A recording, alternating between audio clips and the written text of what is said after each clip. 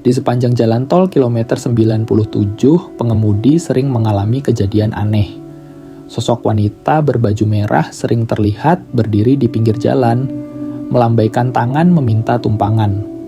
Mereka yang berhenti dan mengizinkannya masuk akan merasakan hawa dingin yang menusuk tulang. Sebelum ke ceritanya, jika kalian suka dengan cerita horor ini, jangan lupa untuk like, subscribe, dan komentar di bawah. Dukung terus agar cerita-cerita seram seperti ini bisa terus hadir untuk kalian. Kalau kalian punya pengalaman horor di jalan tol atau tempat angker lainnya, ceritakan di kolom komentar. Siapa tahu kisah kalian bisa jadi inspirasi untuk cerita berikutnya. Doni, seorang sopir travel antar kota, sedang mengemudi di jalan tol yang sepi. Waktu menunjukkan pukul 1.30 dini hari dan hujan gerimis membuat suasana semakin kelam. Mobilnya melaju dengan kecepatan sedang saat ia melewati kilometer 97. Di pinggir jalan, di bawah cahaya lampu jalan yang remang-remang, terlihat seorang wanita berbaju merah berdiri dengan wajah tertunduk. Doni mengerutkan dahi. Wanita itu berdiri di tempat yang tidak biasa. Tidak ada perhentian kendaraan di sekitar sana. Rasa penasaran dan kasihan bercampur dalam benaknya. Tanpa berpikir panjang, ia menepikan mobil dan membuka jendela. "Mau kemana, Mbak?" tanyanya. Wanita itu tidak langsung menjawab. Perlahan, ia mengangkat wajahnya. Wajahnya pucat pasi, matanya sayu, dan rambut panjangnya terlihat sedikit basah karena gerimis. Dengan suara lirih, ia berkata, "Saya mau pulang, bisa antar saya?" Doni mengangguk dan membukakan pintu belakang. Wanita itu masuk dan duduk dengan tenang. Saat Doni melanjutkan perjalanan, ia melirik kaca spion tengah dan melihat wanita itu duduk diam, menatap lurus ke depan. Suasana yang aneh beberapa menit berlalu dalam keheningan. Hawa di dalam mobil terasa semakin dingin. Meskipun AC dalam keadaan mati, Doni merasa ada sesuatu yang janggal, tetapi berusaha tetap fokus menyetir. "Rumahnya di mana, Mbak?" tanyanya, berusaha mencairkan suasana. Wanita itu menjawab singkat, "Dekat, sebentar lagi sampai." Doni mengangguk. Namun bulu kuduknya mulai meremang. Matanya kembali melirik kaca spion, dan kali ini ia menyadari sesuatu yang aneh. Wanita itu tampak sedikit berbeda dari sebelumnya. Wajahnya semakin pucat, hampir seperti mayat, dan bibirnya membiru.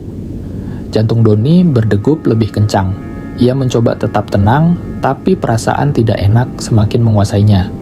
Ia merasa seperti sedang mengantar seseorang yang bukan manusia. Tiba-tiba wanita itu berbisik, "Kita sudah sampai." Doni mengerutkan dahi. Mobilnya masih berada di jalan tol, di tengah kegelapan. Tidak ada rumah, tidak ada perkampungan. Hanya jalan kosong yang panjang dan kelam. Perasaan ngeri menyergapnya. Ia menoleh ke kursi belakang, kosong. Tidak ada siapapun di sana. Kursi belakang hanya basah, seperti ada seseorang yang baru saja duduk di situ. Doni membelalakan mata, napasnya tercekat. Tangan gemetar di atas setir. Pikirannya berusaha mencari logika, tapi tubuhnya membeku dalam ketakutan. Kengerian yang menyisakan trauma Doni menginjak rem mendadak membuat mobilnya terguncang di tengah jalan tol yang sepi. Dadanya naik turun, keringat dingin membasahi pelipisnya. Ia menoleh lagi ke kursi belakang, tetap kosong. Tapi suara wanita itu, masih terngiang jelas di telinganya. Tangan Doni gemetar saat ia mencoba mengambil ponsel dan menelepon rekannya, Joko, sesama sopir travel. Sambungan tersambung setelah beberapa nada. "Halo Don, ada apa? Kok nelpon jam segini?" tanya Joko dengan suara serak, jelas baru terbangun. "Jo, gue barusan nganter hantu." Suara Doni nyaris berbisik, takut kalau suara itu masih terdengar di dalam mobilnya. Sejenak tidak ada jawaban. Lalu Joko menghela napas panjang. "Lu di mana sekarang?" "Gue masih di tol, kilometer 97, jawab Doni, mencoba mengendalikan napasnya. Joko terdiam 1 jam, lalu suaranya terdengar lebih serius. "Don, dengar baik-baik, cepat pergi dari situ. Jangan berhenti di kilometer 97. Banyak yang pernah ngalamin kejadian kayak lu." Doni merasakan hawa dingin menjalar di punggungnya. "Maksud lu?" Tanyanya meski jauh di dalam hatinya, ia merasa sudah tahu jawabannya. Legenda tragis di kilometer 97, Joko menghela napas berat. "Gue pernah dengar cerita dari sopir-sopir lain. Katanya beberapa tahun lalu ada kecelakaan di sekitar kilometer 97. Seorang wanita muda tewas di tempat setelah mobilnya ditabrak truk. Tapi jasadnya sulit ditemukan karena mobilnya hancur parah, bahkan tubuhnya sempat terseret beberapa meter." Doni menelan ludah, tenggorokannya terasa kering. "Terus, sejak saat itu banyak yang ngaku pernah lihat perempuan berbaju merah di situ. Dia selalu minta tumpangan, tapi akhirnya menghilang, kayak yang lu alamin barusan. Kadang-kadang dia muncul di bangku belakang tanpa ada yang sadar. Lu masih ingat rasanya dingin di mobil lu tadi? Itu tanda kalau dia ada di sana." Doni merinding hebat. Ingatannya kembali ke momen ketika Hawa di dalam mobil tiba-tiba menjadi sangat dingin. "Jo, terus gue harus gimana sekarang?" tanyanya, suaranya sedikit bergetar. Tanda bahaya yang tidak boleh diabaikan. "Jangan lihat kaca spion tengah," kata Joko tiba-tiba, nadanya berubah tegas. Doni tersentak, jantungnya berdegup kencang. Ia tidak berani menoleh ke kaca spion, tapi perasaan tidak nyaman merayap di tengkuknya. Seolah ada seseorang yang duduk di belakangnya saat ini. "Don, dengerin gue baik-baik. Lurus aja, jangan lihat spion, dan jangan berhenti sampai lu keluar tol," lanjut Joko dengan nada cemas. Doni menelan ludah. Ia menggenggam erat setir dan kembali menekan pedal gas. Jalanan masih kosong, hanya cahaya lampu, jalan yang redup menemani. Namun semakin ia berusaha tidak melihat kaca spion, semakin terasa ada sesuatu yang duduk di belakangnya. Doni mencoba fokus, tapi dari sudut matanya, ia melihat sesuatu di spion. Sebuah bayangan samar, perlahan berubah menjadi sosok wanita dengan wajah pucat dan mata kosong. Seketika terdengar bisikan pelan. "Aku belum pulang." Doni menjerit. Ia menekan gas sekuat tenaga, melaju kencang, tanpa berani melihat ke belakang. Napasnya memburu, jantungnya berdegup tak karuan. Jalan tol terasa semakin gelap dan panjang. Tiba-tiba, brak! Mobilnya menabrak sesuatu. Doni menginjak rem dengan panik. Jantungnya nyaris meloncat keluar dari dadanya. Perlahan, ia mengangkat wajah dan melihat ke depan.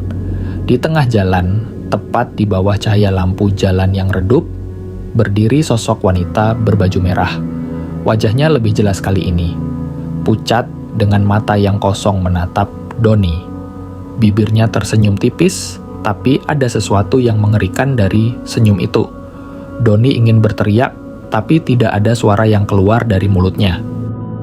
Doni menatap sosok wanita berbaju merah itu dengan mata terbuka lebar. Tubuhnya kaku seperti terbuat dari batu. Mobilnya masih berhenti di tengah jalan, meskipun rem sudah diinjak dalam-dalam. Jantungnya berdegup kencang, dan napasnya tersengal-sengal. Wanita itu tidak bergerak, hanya berdiri di sana, menatap Doni dengan ekspresi yang tidak bisa ia tafsirkan. Apa yang harus dia lakukan? Meninggalkan mobil dan kabur? Atau tetap di dalam, berharap semuanya akan berakhir?